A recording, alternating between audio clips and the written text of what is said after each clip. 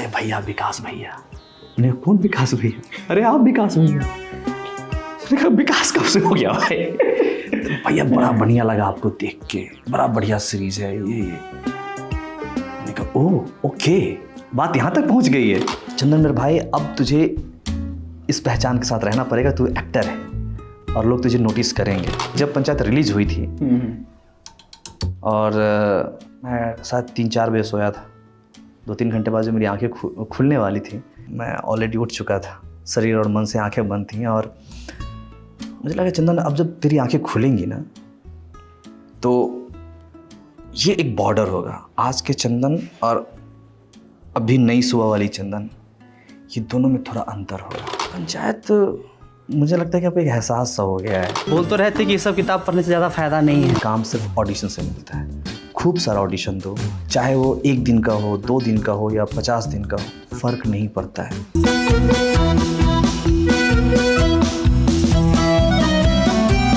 हाय, मैं हूं चंदन रॉय और आप देख रहे हैं हमें ब्रूट पे। स्वागत है आपका ब्रूट में।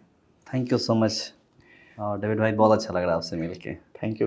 तो पंचायत 4 की जो शूटिंग है वो जो उसमें दिखा है कि ठंड का मौसम है और वो सारी चीज़ें, कब शूट हुआ था अगर आप बता? ठंड में हुआ था। ठंड में। और बाकी सीजन 1 और 2 हम गर्मी में ठंड शूट कर रहे थे। मतलब पंचायत में हमेशा ऐसा होता है कि गर्मी में ठंड और ठंड में हम गर्मी शूट करते हैं। अच्छा। बट इस बार बहुत अच्छा था, हम ठंड में ठंड शूट कर रहे थे। तो ये अच्छी बात है, वरना कई बार क्या होता है कि आप सिर्फ एक शर्ट में होते हो और नाइट, जैसे आपने कई बार देखा होगा जो हम व्हाट्सएप में हाय लिख के भेजते हैं ना, ज़्यादातर हम रात में शूट करते हैं वो, और उस समय ठंड होती है और हम काँप रहे होते हैं, है ना, फिर भी हमें एकदम चियर्स करना पड़ता है। जी। तो क्या यादें हैं सेट 4 की, जो कोई अनकही कहानियाँ हो, किस्से हो, अगर आप शेयर करना चाहें? पंचायत मुझे लगता है कि अब एक एहसास सा हो गया है और मैं पंचायत इसलिए भी बार बार जाना चाहता हूँ शूट पे, क्योंकि वो 2 महीने मैं, एक रिसोर्ट है बहुत प्यारा सा, वहाँ आना जाना, इवन कि मुझे ना पूरे साल का मौसम उस सीहोर में जो एक जगह है महोड़िया, और पूरा उस सीहोर एरिया जो मध्य प्रदेश का है, उस सारे मौसम मैंने देख लिए हैं। तो हर मौसम की खुशबू, उसकी महक, उसका गर्मी, बारिश, ठंड, वो सब मैं आंखें बंद करके महसूस कर सकता हूँ, है ना। तो पंचायत सिर्फ पंचायत ही नहीं, अब हम लोग ऐसा लगता है कि हम लोग यहीं के कर्मचारी हैं, इसी गांव के कर्मचारी हैं और मुझे एक सरकारी नौकरी मिल गई है। तो कई बार ये एहसास होता है ना। तो जो आपका सवाल था, मुझे लगता है कि ये अब मेरे लिए बहुत ही विस्तृत हो गया है उस ज्योग्राफी को लेकर के। अपने कैरेक्टर तो हैं ही, पंचायत तो हैं ही, लेकिन अब मैं, ऐसा लगता है कि वहाँ से इस कदर जुड़ गया हूँ कि ऐसा लगता है कि यहाँ का मेरा आधार कार्ड, पैन कार्ड बनवा ही दो आप, है ना। अच्छा जी। तो जैसे कि आप ये बता रहे हैं कि रियल गांव जो होता है उस वहाँ पर शूट हुआ है जी। क्या अंतर रहता है आपको जब कोई इस तरीके का गांव है जो एक्चुअल में गांव है और आप वहाँ शूट कर रहे हो, और ऐसे कोई सेटअप बना है वहाँ शूट कर रहे हो? उसमें मेरे लिए बहुत अंतर होता है। मुझे ऐसा लगता है कि सेट दिखता है कि ये सेट है, और सेट पे मतलब थोड़ा सा आपको ना एक्स्ट्रा एफर्ट लगाना पड़ता है कि ये बहुत रियल जैसा हो, वो टच, वो फील आपको रियल वाला दे सेट पे।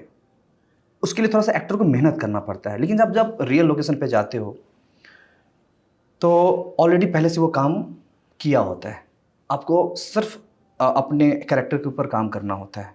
क्योंकि ये जो वहाँ पे टूल्स रखे हैं, जो सारी चीज़ें रखे हुए हैं, वो सब कुछ रियल होता है। वो एम्बियंस, वो मौसम, वो हवाएं, वो सब आपको हेल्प कर रहा होता है। कहीं भी कोई शोर हुआ, आपका ध्यान गया, फिर आप अपने सीन पे आए, तो वो आपको बहुत ही खूबसूरत बना देता है आपके एक्ट को। लेकिन जब आप सेट पे होते हो तो आपको लगता है ये सब फेक है।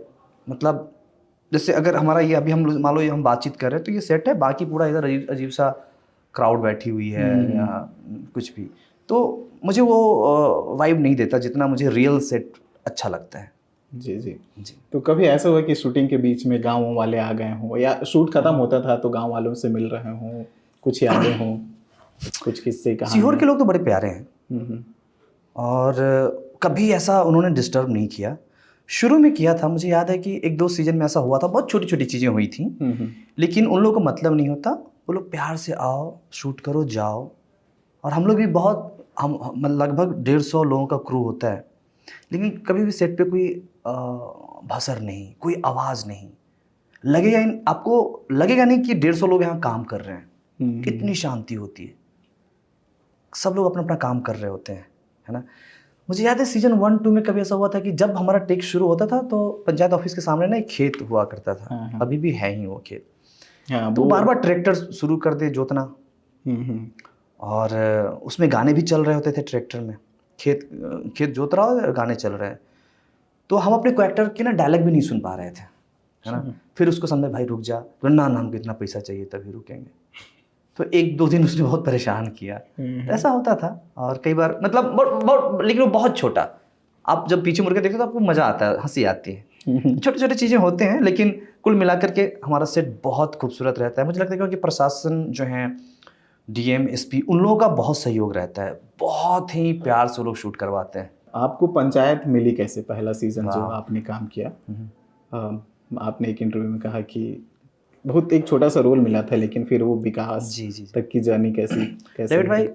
जो भी कैरेक्टर हैं, मुझे आज तक जितना भी काम मिला है वो सिर्फ ऑडिशन से मिला है।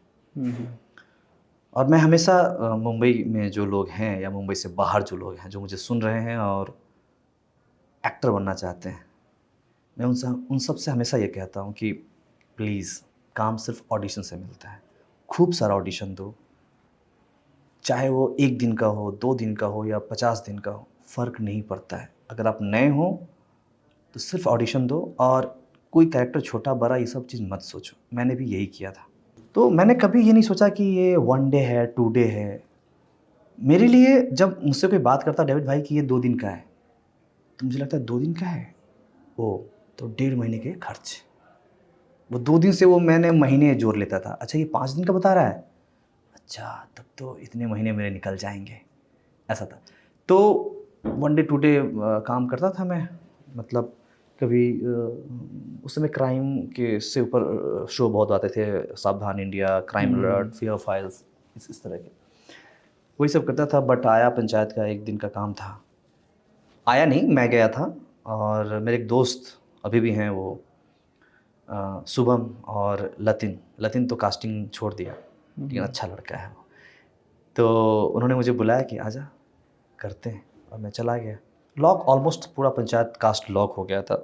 2 कैरेक्टर बचे हुए थे, एक दामाद जी का और दूसरा इलेक्ट्रीशियन का था। 1 दिन का काम था। बोला करेगा? मैंने कहा भाई क्यों नहीं करूँगा, वही महीना वाला हिसाब किताब। मैंने कहा करूँगा। और बोला बस तुम्हारे पास आधा घंटा है, क्योंकि जो अभी एक एक्टर आने वाले थे वो थोड़ी लेट हो गए हैं, तो आधे घंटे में तो फटाफट करके निकल जा। दिया स्क्रिप्ट, मैंने पढ़ा, थोड़ा सा ना उसके लग गया पूर्वांचल का जैसा कुछ। मैंने कहा ठीक, बस उसको समझ लिया। बोला हाँ कहाँ है कैमरा, शुरू हो जाओ।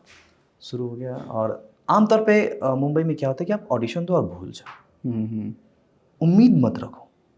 और एक दिन में 2, 3, 4, कई बार 5-6 दिन तक कोई ऑडिशन नहीं होता था, बट आप लगातार ऑडिशन देते रहो। मैं भी वही करता था, ऑडिशन देके भूल गया डेविड भाई। उसके बाद 20-25 दिन के बाद हमारे जो राइटर हैं चंदन सर और दीपक सर डायरेक्टर हैं, दोनों कमाल के जिगरी दोस्त, और उसमें फ्लैटमेट हुआ करते थे ये सब।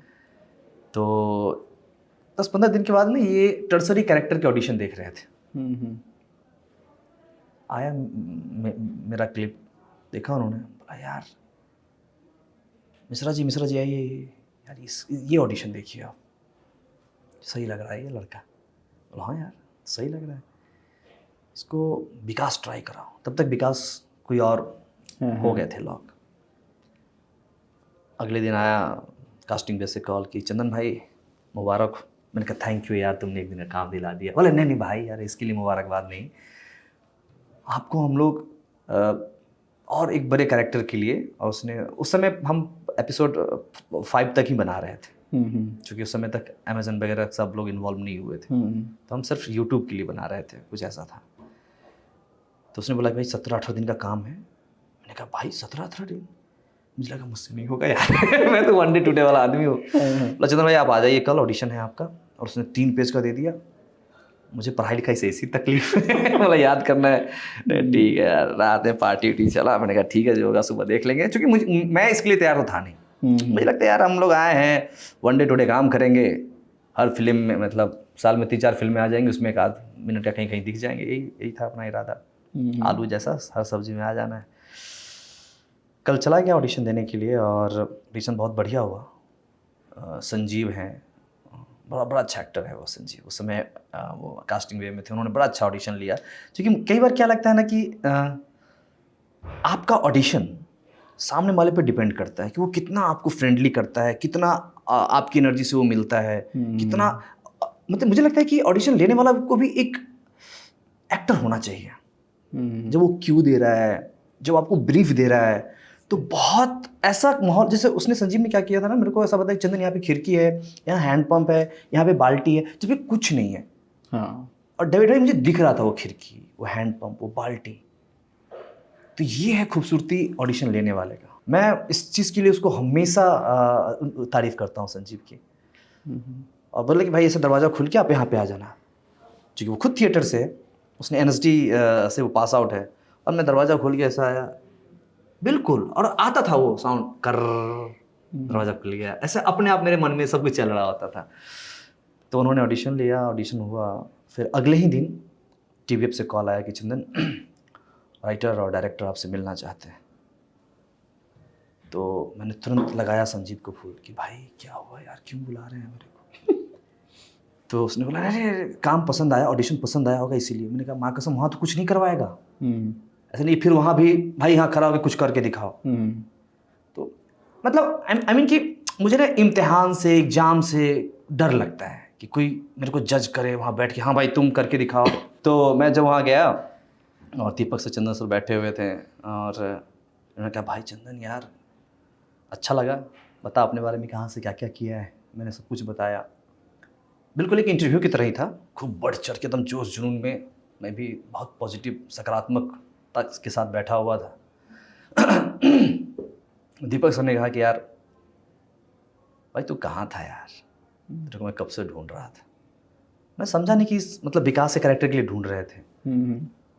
मतलब बिल्कुल विकास जैसा ही मैंने आंसर किया। मैंने कहा सर मैं तो यही अपना बैक यार्डी रोड की तरफ रहता हूँ। और चोटू से हंसने लगा, मैं नहीं इस कैरेक्टर के लिए ढूंढ रहा था तेरे। और इस तरह से मुझे पंचायत मिला। मुझे लगता है कि मैं बहुत ही ऊपर वाले का शुक्रगुजार मुझे रहना चाहिए, और मैं रहता भी हूँ कि करियर के शुरुआत में मुझे कमाल के को एक्टर लोग मिले, दीपक सर, चंदन सर। मैं बहुत कम लोगों का फ़ैन हूँ इस धरती पे, जिनमें से एक चंदन सर हैं जो हमारे राइटर हैं, कमाल के राइटर हैं वो। अगर हिंदुस्तान में टॉप के 5 अगर कोई राइटर हैं, उनमें से एक चंदन कुमार है। इसलिए नहीं कि आपने सीजन 5 में मेरा कुछ बढ़ा दो, बट मैं ये सीजन 1 से कह रहा हूँ, मतलब मैं उनका फ़ैन हूँ। बहुत कमाल लिखते हैं। दीपक सर के साथ जब आप वो डायरेक्टर होते हैं, कभी नहीं लगता कि डायरेक्टर है। जैसे ये 2 दोस्त बात कर रहे हैं, चंदन सुन ये कर लेगा क्या, नहीं ये ट्राई कर। तो वो बहुत कमाल के इंसान है। वो बोलते ही नहीं कि हम जा रहे हैं शूट करने के लिए, चल रहे हैं, मतलब उनका एक लफ्ज़ है, आप लगे तो उसको बीप कर देना। वो बोलते थे कि यार प्रोडक्शन को मत आना, हम लोग करने जा रहे हैं। तो ये दिमाग में रखना, ये नहीं कुछ इतिहास कुछ नहीं, भैया जा रहे हैं करेंगे, 2 महीने आ जाना है। तो जब आप इस लेवल पे अपने एक्टर को लेके जाते हो शूट पे, मज़ा आ जाता है। जो विकास का जो जुड़ गया नाम आपके साथ, कब से आपको लोग पहचानने लगे? जैसे बाहर एयरपोर्ट पे या जैसे अभी लिफ्ट में लोग आपके साथ सेल्फी ले रहे थे और बाकी सारी चीज़ें, तो वो कब होने लगा आपके लाइफ? बहुत खूबसूरत सवाल है। मुझे लगता है कल भी मैंने किसी से ये बात शेयर की थी। थोड़ा सा गांव देहात वाला इसका आंसर होगा, क्योंकि उस समय कोविड था और मैं अपने गांव में ही था। तो पंचायत आया, तो उस समय मैं गांव में था और कोविड का समय था, रिलीज़ हो गया। और 3-4 दिन के बाद मैं अपने चाचा जी के साथ, गांव में गेहूं पिसाया जाता है, तो मेरे चाचा जी ना गेहूं पिसाने के लिए महानार एक जगह है, वहाँ पे उन्होंने गेहूं डाल दिया था। उधर से लाना भी तो था, तो बोले सुन ए बैठ मोटरसाइकिल पर बैठ। उन्होंने बैठा लिया, तो उधर से गेहूं का बोरा ना पकड़ के बैठना था, बीच में लाना था। बैठ गया महानार गेहूं लाने के लिए। तो जब उसका गेहूँ उठा के मैं मोटरसाइकिल पर रख रहा था, तो उधर से ए विकास भैया, विकास भैया। तो कान को तो आदत नहीं थी ना विकास सुनने का। मैंने कहा, ना कोई कोई होगा विकास। से दौड़ते दौड़ते आ गया मेरे पास, अरे भैया विकास भैया। मैंने कहा, कौन विकास भैया? अरे आप विकास भैया। मैंने कहा विकास कब से हो गया भाई? तो भैया बड़ा बढ़िया लगा आपको देख के, बड़ा बढ़िया सीरीज है ये। मैंने कहा ओह ओके, बात यहाँ तक पहुँच गई है, मतलब मानार तक बात पहुँच गई है, ये आग जंगल में लग गई है, यहाँ तक पहुँच गई है। मैंने कहा, और चाचा जी मेरे अजीब से, मतलब उनको शौक कि भाई ये क्यों आ रहा है इसके पास, इसको क्यों विकास विकास कह रहा है। फोटो खिंचवा रहे थे वो लोग वहीं पर। तो वहाँ से 3 किलोमीटर है, और 3 किलोमीटर में 3-4 लोगों ने बाइक को रोक के उन्होंने मुझसे पूछा कि मतलब सेल्फी ली, बातें करी। तो मुझे लग गया कि यार कुछ तो हुआ है। और चंदन मेरे भाई, अब तुझे इस पहचान के साथ रहना पड़ेगा, तू एक्टर है और लोग तुझे नोटिस करेंगे। तो ये एहसास गेहूं पिसा के जब हम आ रहे थे तो ये हो गया था। हालांकि इससे पहले भी जब पंचायत रिलीज हुई थी, और मैं शायद 3-4 बजे सोया था, 2-3 घंटे बाद जो मेरी आंखें खुलने वाली थी, मैं शायद किसी इंटरव्यू में ये शेयर नहीं किया हूँ, किसी से भी शेयर नहीं किया हूँ। बट जब मुझे याद है कि मेरी आंखें बंद थी और मैं ऑलरेडी उठ चुका था, शरीर और मन से आंखें बंद थी, और मुझे लगा चंदन अब जब तेरी आंखें खुलेंगी ना, तो ये एक बॉर्डर होगा, आज के चंदन और अभी नई सुबह वाली चंदन, ये दोनों में थोड़ा अंतर होगा। तो पुराना चोला बदल चुका है, नए ज़माने में नई शरीर में तू प्रवेश करने जा रहा है। और सब कुछ आंखें बंद करके मैं सोच रहा था। आपको सुन के बड़ा अजीब सा लगेगा, ये सब की कैसी बातें कर रहा है ये, बट मैं ऐसे ही हूँ। अरे नहीं, होता है और चीज़ें जी, और मुझे लगा कि अब एक नई दुनिया में मैं कदम रखने वाला हूँ, देखते हैं क्या होता है। और भगवान का नाम लेकर के आंखें खोला और फिर चल पड़ी गाड़ी। तो चाचा जी को कब समझ में आया फिर ये कि कुछ बड़ा हो गया है? जब गांव के बहुत सारे लोग आने लगे, नए नए बच्चे, इवन कि गांव के, एक बार मुझे याद है कि वहाँ के एसपी डीएसपी लोग भी आ गए थे फोटो खिंचवाने के लिए। और गांव में होता है थोड़ा सा कि भाई फलाने घर पुलिस आ गया, तो डर का भाई पुलिस क्यों आया है। तो चाचा लोग सब थोड़े से भाई क्या हो गया भाई, कौन सा केस खुल गया।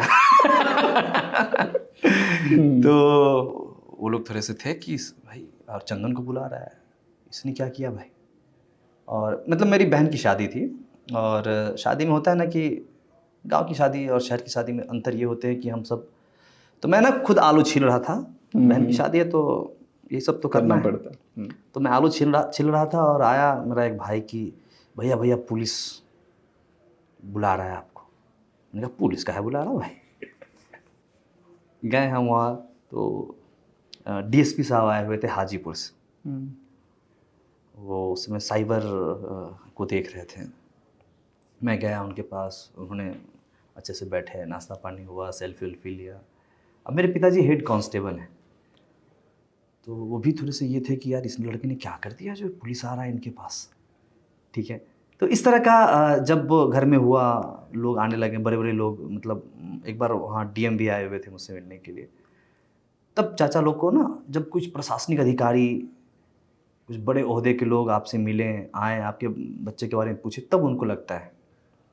बाकी माँ बाप को कभी नहीं लगता कि मेरा बेटा कुछ, और लगना भी नहीं चाहिए। मुझे बहुत बुरा लगेगा जब मेरी माँ मुझे ये समझे कि तो एक्टर है। नहीं, मेरी माँ मुझे उसी तरह से डांटे जो पहले डांटती रही है। जैसे मेरी माँ हमेशा पहले भी डांटती थी कि जब मैं थोड़ा लेट से सो के उठता था, तो वो कहती सबका बाल बच्चा कहाँ से कहाँ चला गया, ये अभी तक सोया हुआ है। जिस गांव की आप बात कर रहे थे, बिहार के वैशाली में पड़ता है ना, तो वहाँ से निकल करके दिल्ली वाया मुंबई तक का जो सफ़र है, उसके बारे में बताइए। कि मुझे लगता है कि इसको 2 भाग में आंसर करना चाहिए। एक कि बिहार से मुंबई का सफ़र, दूसरा आपने कहा कि शुरुआती दौर में। 2 अलग अलग चीज़ें हैं यार। बचपन से मुझे करना एक्टिंग ही था, अभिनेता ही बनना था, ये बहुत पहले से क्लियर हो गया था। तो आप भी तो मिथुन और इन सब हाँ जी। फिल्में देख के बड़े हाँ, हैं। हाँ, हाँ। मार मिथुन वहाँ मार वाला है, यस, गांव वाला जो शपथ, है। शेरा, आज का गुंडा राज, है। यही सब देख के बड़े हुए थे हम। और शायद फिल्म देख देख के मुझे लगा ना कि यार मैं यही करूँगा यार। क्यों? क्योंकि पढ़ाई लिखाई मुझसे होता नहीं था। तो उस समय क्या था कि किसकी तरह बनना है, कुछ था उस समय, जैसे मिथुन वगैरह की जो फिल्में देखते थे? उस समय तो ये था कि जैसे मुझे लगा कि यार हीरो टाइप का तो हो ही नहीं पाएगा मुझसे, हाँ। तो कुछ कॉमेडी वमेडी कर लेंगे, कहीं किसी को कुछ ना कुछ अतरंगी कुछ चीज़ कर लेंगे, तो किसी फिल्म में 1-2 मिनट के लिए आ जाएंगे। मेरा तो ये था कि यार मुझे ना साइकिल रिक्शा वाला भी बना देगा तो मैं बन जाऊंगा, ठेला वाला बना जाऊंगा, बस मुझे फिल्म में आना है, फिल्म में काम, अभिनेता बनना है। जी। इस तरह से विचार थे मेरे। तो चूंकि वो अपना छोटा शहर था तो इसी तरह की फिल्में लगती थी और वही सब देख के हम बड़े हुए। और लेकिन मेरे जीवन में विविध भारती और बीबीसी का बड़ा महत्व था, क्योंकि मेरे यहाँ इलेक्ट्रिसिटी नहीं थी। पिताजी ने 2 सेल का रेडियो था, वो था, और मैं हमेशा विविध भारती सुनते रहता था। उस पर इंटरव्यू आता था बहुत सारे, आई थिंक मंगलवार और बृहस्पतिवार को इंटरव्यू आता था। तो उसमें अभिनेता, गीतकार, संगीतकार, डायरेक्टर, राइटर, सबके इंटरव्यू। तो मैं वही सुन के मुझे लगा अच्छा, तो एक एक सिनेमा का संस्कार मुझे रेडियो से मिला। और मुझे बहुत अच्छा लगता था कि वो लोग बहुत अच्छी तरह से हिंदी में बात करते थे। मेरा काश वे शुद्ध हिंदी है बहुत, और उनका तरीका भी बहुत अच्छा था। हालांकि यूनुस खान मेरे अभी भी बहुत अच्छे दोस्त हैं, गाहे बगाए हमारी कभी कभी व्हाट्सएप पे बातचीत हो जाती है। तो उस समय जब हम बचपन में रेडियो सुनते थे तो यूनुस खान उस समय भी थे और आज भी बहुत अच्छा वो अनाउंसर है। तो सारे अनाउंसर के मुझे नाम अभी भी याद है। खैर, बीबीसी और विविध भारती सुना करता था और इसका संस्कार मेरे व्यक्तित्व पे बहुत रहा। मुझे लग गया कि मुझे थिएटर करना है अगर मुझे सिनेमा में जाना है तो हमारे गांव में ना होली दिवाली में ये लोग थिएटर करते थे, खुद से प्ले लिख करके डायरेक्ट करते थे। सौतेली माँ का अत्याचार, फेंक दो कलम उठा लो बंदूक, कच्चे धागे की सौगंध, इस तरह के प्ले लिखे जाते थे। बचपन में वही सब चीज़ किया। फिर जब मैं पटना आया तो वहाँ पे एक कालिदास और प्रेमचंद रंगशाला है, वहाँ पे हम रिहर्सल करते हैं, पुस्तक मेला, सरस मेला, ये सब में हम स्ट्रीट प्ले करते थे। और मैंने बीएमसी किया था, बैचलर ऑफ मास कॉम। क्यों? क्योंकि मुझे लगा कि जैसे अभी आप हैं, कैमरा लगा हुआ है, तो मुझे लगा कि यार ये थोड़ा ना कैमरा है, लाइट है, माइक है, अपन सिनेमा कैमरा से ना अपना दोस्ती यारी हो जाएगी इसी बहाने। तो मेरे लिए अच्छा है मास कॉम। और ये मुझे कब पता चला, चूँकि ना दैनिक जागरण और हिंदुस्तान हमारे यहाँ पेपर आता था, उसमें सप्लीमेंट्री पेपर होता था ट्यूसडे को करियर के बारे में, जागरण जोश वगैरह। जी। तो उसमें लिखा रहता था कि अगर आप मास कॉम करना चाहते हैं तो इन जगहों पे अपना नामांकन के लिए आप एप्लीकेशन डालें, एक्टिंग करना चाहते हैं तो ये BBA BCA ये सब चीज़ें। तो मेरे लिए वही इंटरनेट था, वहीं से इन्फॉर्मेशन करके कटिंग करके अपन हम रख लेते थे। तो अपना BMC मैंने ले लिया, बैचलर ऑफ मास कॉम, वो किया। और कहाँ से? पटना कॉलेज से किया मैंने, पटना यूनिवर्सिटी। उसके बाद आ गया IMC, चूँकि मुझे था कि जॉब लिया जाए। क्यों? क्योंकि मेरे घर वाले तो ये नहीं मानेंगे कि भाई ये ले पैसा जा मुंबई, नहीं मानेंगे। और ये मेरा सपना है, मैं क्यों किसी को बोलूं कि भाई तुम मुझे पैसा दो, मुझे मुंबई जाना है। तुम्हें चाहिए, तुम्हें जाना है, तुम कमाओ, तुम जाओ, तुम्हारा सपना है, कोई इसमें क्यों पड़े। तो मैं आ गया IMC। यहाँ पे पता नहीं चला 9 महीने कैसे गुजर गए और एक जॉब मिला मुझे दैनिक जागरण में। तो IMC के थ्रू प्लेसमेंट हुआ था या आपने खुद से ढूंढी थी? वो खुद से ही ढूंढना पड़ा था। बट मैम, शिल्पी मैम थी वहाँ, उन्होंने इंटरव्यू लिया। उन्होंने बोला चंदन आपसे अच्छे मार्क्स एक और लड़का है, अभी वो न्यूज़ नेशन में है, उसके हैं, मैं उसका नाम नहीं लूँगा अभी। बट आपको मैं क्यों लूँ इस जॉब के लिए। अच्छा, उन्होंने मुझे एक बात और कही थी कि चंदन आपने ये जॉब वगैरह मत करो, आप नेता या अभिनेता बनो। पता नहीं क्यों मुझे देख करके उन्होंने यही कहा था। अब मैंने कहा कि यार तो बहुत सही समय है भाई, बोल दे। मैंने कहा मैम आप चाहते हो कि मैं अभिनेता बनूं, मेरे मार्क्स भी कम हैं, मुझे आप प्लीज़ ये नौकरी दे दो। अगर आप मुझे ये नौकरी नहीं देंगी, मैं वापस गाँव चला जाऊँगा, क्योंकि मेरे पास पैसे नहीं है दिल्ली में रहने के लिए। तो प्लीज़ मुझे ये नौकरी दे दो। तो पता नहीं क्या सूझा उनको, एचआर का कॉल आया मेरे पास कि ब्रो मंडे से ज्वाइन कर लो। और मैं शिल्पी मैम को बीच में कई बार फ़ोन किया इसके लिए कि मैं इस काबिल नहीं था, बट फिर भी मुझे कई बार लगता है कि यार ऊपर वाला कुछ ना कुछ आगे करवा के चला जाता है ना। तो उस समय शायद शिल्पी मैम से उन्होंने ये चीज़ करवाया था। और ठीक है, तो वो मुझे जॉब मिली और मैंने 2.5 साल जॉब किया। उसके बाद एक समय ऐसा लग गया कि अब मुंबई निकलना चाहिए, क्योंकि मैं रोज़ रोज़ ना ऐसा लग रहा था कि यार अभी बहुत एनर्जी है मेरे अंदर, एकदम मैं क्या कर रहा हूँ ये टंकन टाइपिंग। यार ये एनर्जी मैं अपने सपनों के लिए दूँ, जो मैं चाहता हूँ वो करूँ। लिमिटेड एनर्जी है, एज है, सब कुछ है, वक्त निकल जाएगा मेरा। तो जब लाख रुपए हो गए इकट्ठा, फिर मैं टेढ़ा हो गया थोड़ा। बॉस बोले ये करना है, हाँ कर देंगे। और एक समय के बाद बिना ऑफिस से रिजाइन किए मुंबई निकल गया। हाँ, गरीब रथ पकड़ा बिना किसी को बताए। निजामुद्दीन से पकड़ा, पहुंच गया मुंबई।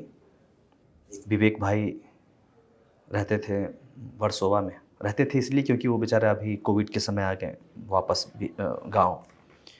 तो उन्होंने उस दिन उनका ऑफ था, उन्होंने कोहड़ा का सब्जी बनाया था और चावल। सीताफल मैं खाया, वहाँ बैठा, और उसके बाद मुंबई का आगाज़ हो गया, शुरुआत हो गई। तो आराम नगर की क्या यादें हैं? मतलब कई सारे जो लोग जी। अपने शुरुआती दौर में जाते हैं ऑडिशन और वो सारी चीज़ें वही देते हैं, तो क्या कुछ यादें हैं आपको? हाँ जी। तो जहाँ अभी लास्ट वाला आंसर मैंने ख़त्म किया, वहीं से शुरू करते हैं। तो जैसे ही मैं उनके यहाँ था, तो विवेक ने बोला कि अभी जा एक राउंड मार के आ जा रामनगर का। मैंने कहा रामनगर क्या है? तो वहीं पर सब है। क्या है? तो बोला सारे कास्टिंग एजेंसी है, तो जाना चाहिए। तो मैं उनके घर से निकला और बोला कि सीधे जाना है, सीधे पैदल ही चलता गया। हाँ, तो जब विवेक ने कहा कि ये रामनगर है चला जाए इधर, तो मैं आया और चला गया रामनगर। और मैं इसलिए उस गली में जाना चाह रहा था डे 1 ही, क्योंकि मैं देखना चाहता कि अगले 15-20 साल जिन रास्ते से होके मुझे गुजरना है, एक बार उसको अच्छे से देख ले कि अच्छा रोज़ रोज़ मुझे यही करना है, इसी रास्ते से होके गुजरना है 15-20 साल तक। तो उससे पहले आप मुंबई गए थे कि नहीं? उससे पहले एक बार गया था, FTI में मेरा राइटिंग के लिए हो गया था। अच्छा जी, तो उससे बस एक दिन के लिए गया था। मेरे एक दोस्त वहाँ पर रहते थे, तो मैं चला गया था। हाँ, बट वो उसमें सांता क्रूज में रहते थे। रामनगर बहुत अलग है वहाँ से। तो बस इसीलिए मैं गया, रामनगर का चक्कर लगाया उस दिन और वापस आ गया। और तब से चक्कर लगा ही रहा हूँ और आगे भी लगाता रहूँगा। मैं ये इसलिए कह रहा हूँ कि ऑडिशन देना मुझे अच्छा लगता है, और कितना भी कुछ हो जाए मैं ऑडिशन देता रहूँगा, अच्छा लगता है जी। तो और इसका दूसरा पहलू, बिल्कुल, वो मैं मिस नहीं कर सकता। आपने कहा कि अचानक से और बहुत जल्दी मिल गया आपको काम, नहीं, आपने सिर्फ ये देखा कि ओके ये 17 के एंड में गया, 18 के एंड में इसको पंचायत मिली, करेक्ट। बट आप थोड़ा पीछे जाके देखो कि एक लड़का जो वही लैंप दिया में पढ़ाई कर रहा है, बगल में उसका रेडियो चल रहा है, पूरे घर वाले सो गए, चुपके से निकल के चला जाता है सरकारी स्कूल जहाँ पे प्रैक्टिस चल रहा है, होना है दीपावली के दिन, सॉरी छठ पूजा के दिन प्ले, उसके रिहर्सल में। तो ये जर्नी आपको वहाँ से देखना चाहिए। जब आप मेरी जर्नी वहाँ से देखेंगे तब आपको लगेगा कि बहुत जल्दी नहीं मिला। बिल्कुल, वो तो है, वो संघर्ष तो है कि आप बिहार के एक गांव से निकल करके वाया दिल्ली होते हुए सारी चीज़ें करते हुए, और ये प्रैक्टिस वहाँ से है ना। और ऐसा नहीं कि कोई मुझे गाइड करने वाला था कि चंदन तू ये कर, कोई बताने वाला नहीं, किसी तरह कोई हेल्प नहीं। मतलब ये सब कुछ खुद से करना होता है और ये अच्छी बात है ना, खुद से करो तो मज़ा आएगा। और बट आई मीन कि दोस्त यार ने बड़ा हेल्प किया। मैं यहाँ पे मम्मी पापा का भी नाम इसलिए यहाँ पर लेना चाहता हूँ कि उन्होंने मुझे आर्थिक रूप से अगर हेल्प नहीं की, शायद उनके पास वो था भी नहीं, बट उन्होंने मानसिक रूप से कभी मुझे परेशान नहीं किया कि भाई ये क्या कर रहा, मत कर, ये अजीब सा फील्ड है। उन्होंने कुछ नहीं, उन्होंने ये कहा कि तुम्हें जो करना है करो, बट मेरे पास इतना सामर्थ्य नहीं है कि मैं तुम्हें हेल्प करूँगा। ये जंग अपनी थी, मुझे ही लड़ना था। तो आपको अगर आप शुरू से देखेंगे गांव से मेरी जर्नी, तो आपको लगेगा कि नहीं, उसने पर्याप्त समय दिया है। बिल्कुल। और ये रात दिन मैं वही सोचता था, थिएटर, सिनेमा, तो तब से है ये जर्नी। इसलिए जब मैं कैमरे के सामने आया तो मुझे लगा कि यार इसका मेरा याराना तो बहुत पुराना है। जैसे मुझे अभी भी उस लेंस को देख के मुझे बहुत प्यार आ रहा है ना। जब मैं कैमरे के सामने होता हूँ तो मुझे लगता है कि ये बहुत खूबसूरत लम्हा है और मैं संपूर्ण चंदन होता हूँ इस समय। लगता है मैं और मेरा कैमरा, और जैसे ही कैमरा ऑफ होगा फिर यस है। तो जैसे जो आप अपने पापा का जिक्र कर रहे थे, तो उनको कब पता चला कि मेरा बेटा जो है स्क्रीन पर आ रहा है? आपने बताया, उन्होंने देखा, तो कैसे हुआ? न्यूज़पेपर में उन्होंने देखा, और ऐसे तो मेरी माँ बताते रहती होंगी क्योंकि फ़ोन पे वो लोग अभी भी लगे रहते हैं। तो ओके, तो बट जब न्यूज़पेपर में आया कि भाई फ़ोटो के साथ ये बिहार का लड़का ये कर रहा वो कर रहा, तब उनको ऐसा लगा। बट अभी हाल फिलहाल में पिताजी ने मुझे बुलाया था, क्योंकि उनकी वो पटना में ही सर्विस करते हैं और उनको बस 9-10 महीने और बचे हैं सर्विस, बिहार पुलिस में है वो। तो उन्होंने चंदन थोड़ा आवा ना तन भेंट मुलाकात हो जाते। मैं गया, बट उस समय पिताजी ने क्या क्या काम किया था, शायद उनके आसपास में जो दुकान वाले हैं उन्होंने कहा था कि आपके बेटे से मिलना है। तो उन्होंने सबको बुला के रखा था कि ठीक है वो आ जाते हैं 4 बजे 5 बजे। तो मैं गया तो सब उनके साथी लोग खड़े थे और पिताजी बड़ा इमोशनल हो रहे थे, क्योंकि मेरे पिताजी बिहार पुलिस में जीवन भर बेचारे राइफल लेकर के हमेशा बॉडीगार्ड, और वो हमेशा बेचारे कतार में सबसे पीछे खड़े रहने वाले घंटों, चूँकि वो साहबंदर गए हैं तो बेचारे रोड पे इंतज़ार करते हैं। तो बहुत ही हाशिए पे रहने वाले मेरे पिताजी, जब उन्होंने मुझे देखा कि भाई सब लोग आ रहे हैं, इससे मिल रहे हैं, तो वो साइड में जाकर के अपना आँख साफ कर रहे थे और मैं उनको देख रहा था कि चूँकि ऐसा लग रहा है कि यार उनका ही तो अंश हूँ ना मैं, और मेरे पापा को भी लग रहा हो कि ये चलो यही मेरा बेटा है। और शायद आई एम सो सॉरी, पता नहीं मैं क्या बोलना चाह रहा हूँ या नहीं, देखिए मम्मी पापा का जो प्यार है वो तो ऐसे ही होता है। अनुपम खेर एक इंटरव्यू में बता रहे थे कि एक बार उनके पिता ने रात के 2 बजे कॉल कर दिया उनको। क्यों? क्योंकि वो ट्रेन में ट्रैवल कर रहे थे और उन्होंने लोगों को बताया कि मैं अनुपम खेर का बाप हूँ। तो लोगों को यकीन नहीं हो रहा था, तो फिर उन्होंने कॉल करके और बात करवाई। तो ये होता है, मेरे साथ भी होता है। जैसे अभी मेरी बहन जा रही थी अम्बाला, तो उन्होंने ट्रेन में ही फ़ोन किया, कह रहे कोई नहीं यकीन कर रहा है ये कि मैं, तो मैंने कहा नहीं भाई मैं ही हूँ। मैं जैसे है अभी मेरा भांजा मुझे कॉल कर दिया, मतलब वो स्कूल में था, मतलब वो भी 5-6 में होगा। टीचर लोग बोला कि मेरे मामा हैं, बोला जाए तो ठीक है अपना फ़ोन दीजिए, वीडियो कॉल कर दिया मुझे वो तो होता है। बट मेरी माँ को बहुत अच्छा लगता है, मुझे ऐसा लगता है वो बेचारी बहुत खुश होती हैं जब कोई मुझसे लगता है कि जो स्ट्रगल था वो एक मुकम्मल उस पर पहुंचा है। हाँ, मेरी माँ को ये लगता है कि जब तू आता है ना गांव, तो पूरा दरवाज़ा हरा भरा हो जाता है, मतलब बहुत भीड़ भाड़ रहती है, तू नहीं रहता है तो कोई नहीं आता दरवाजे पे। तो लास्ट टाइम कब गए थे आप? लास्ट टाइम अभी हाल में ही गया था, 3-4 महीना पहले, बट सिर्फ 2-3 दिन के लिए ही गया था। मैंने सोचा था कि मैं 10-15 दिन रहूँगा। तो मेरी माँ को अच्छा इसलिए लगता है क्योंकि वो पूरे दिन भर किचन में रहती है, कभी चाय बना रही है, कभी शरबत बना रही है, कभी खाना बना रही है, क्योंकि लोग आते रहते हैं मिलने के लिए। तो मेरी माँ बहुत खुश होती है। मैं हमेशा उनसे माफ़ी मांगता हूँ कि अरे सॉरी, अच्छा ठीक है 2-3 दिन और 2-3 दिन और जी। खैर आगे बढ़ते हैं। तो आपका जो एक्टिंग से पहले इनकम थी वो लगभग 3500 रुपये थी शायद। हाँ जी, पहला काम जी। तो आपने क्या किया था उन पैसों को? मतलब ऐसे ही खर्च कर दिया था या कुछ संभाल के रखा, क्या किया?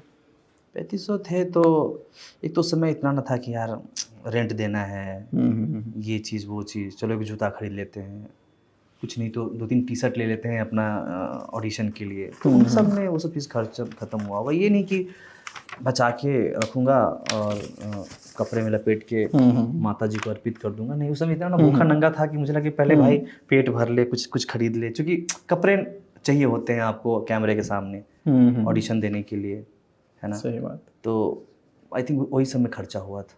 एक और आपकी शॉर्ट फिल्म। फिल्म आई थी चंपारण मटन, जी जी। वो ऑस्कर के लिए भी शायद कुछ नॉमिनेट वगैरह हुई थी। थोड़ा उसके बारे में बताइए कैसा। स्टूडेंट एकेडमी के लिए वो नॉमिनेट हुई थी और शायद सेमीफाइनल तक पहुंची जी थी। जी जी। आई थिंक उससे भी 1-2 राउंड आगे गई हैं, बट वो फाइनल नहीं जीत पाई। तो हुआ क्या था कि मेरे एक बड़े अच्छे मित्र बन गए। पहले तो मेरे डायरेक्टर थे, तो अपन उस समय कुछ और शूट कर रहे थे। G5 के लिए एक शो था, तो मेरे पास ना वो 10-12 दिन का गैप था। मैंने कहा यार इसके बाद ये फिल्म करनी है, तो ये 10 दिन का गैप है। और रंजन चूँकि मेरे ही डिस्ट्रिक्ट से हैं और वो FTI में थे, तो मुझे लगा यार मेरे डिस्ट्रिक्ट का कोई लड़का FTI में है, डायरेक्शन में, उसका फाइनल ईयर है। और वो बहुत ही हम्बली प्यार से रिक्वेस्ट किया था उन्होंने कि चंदन प्लीज़ आप एक बार स्क्रिप्ट सुन ले। मैंने कहा ठीक है सुनाइए। सुना, अच्छा लगा। मैंने कहा रोज़ रोज़ शूट कर रहा हूँ, अपन सिर्फ वर्कशॉप ऐसा समझ के मैं जाता हूँ, शूट करके आते हैं। और मैं चला गया, शूट किया। वो कहानी बड़ी अच्छी थी। कहानी मतलब बहुत ही ऑर्गेनिक कहानी थी वो, बिल्कुल। उसमें फिल्मी कुछ भी नहीं था, इसलिए मुझे वो कहानी बहुत पसंद आई। और हमने वो फिल्म किया और इतने खूबसूरत लोग, चूँकि उसके हमारे जो एक DOP है, एडिटर, या फिर अमन मोदी, ये हमारे लाइट संभाल रहे थे, वो DOP है ऑलरेडी।